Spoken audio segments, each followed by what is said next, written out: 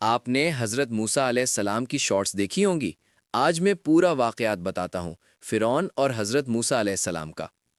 حضرت موسیٰ علیہ السلام بنی اسرائیل کے ایک عظیم نبی تھے۔ آپ کا بچپن بہت مشکل حالات میں گزرا۔ اس وقت مصر کا بادشاہ فرعون بہت ظالم تھا۔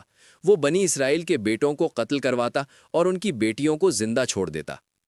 جب حضرت موسیٰ علیہ السلام پیدا ہوئے تو اللہ کے حکم سے ان کی والدہ نے انہیں ایک صندوق میں رکھ کر دریا یعنی نیل میں چھوڑ دیا تاکہ فرعون کے ظلم سے بچ جائیں۔ اللہ کی قدرت سے وہ صندوق فرعون کے محل تک پہنچ گیا۔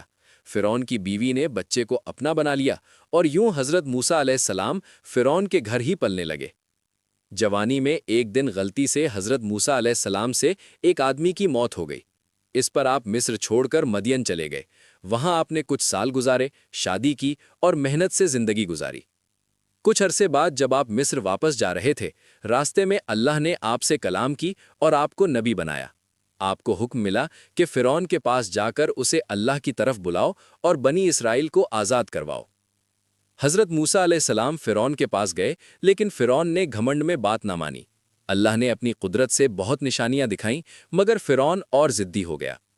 آخر کار حضرت موسیٰ علیہ السلام اپنی قوم بنی اسرائیل کو رات کے وقت مصر سے لے کر نکل گئے۔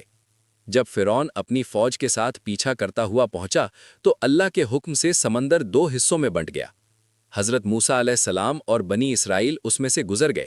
جب فرعون اور اس کی فوج اندر گھسی تو پانی واپس مل گیا اور وہ سب غرق ہو گئے۔ جب فرعون ڈوب رہا تھا تو وہ کہنے لگا، میں ایمان لایا کہ اللہ کے سوا کوئی معبود نہیں۔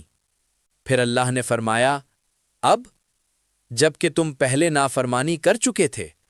اس طرح اللہ نے حضرت موسیٰ علیہ السلام اور ان کی قوم کو نجات دی اور ظالم فرعون کو اس کے گھمنڈ کا انجام دکھا دیا۔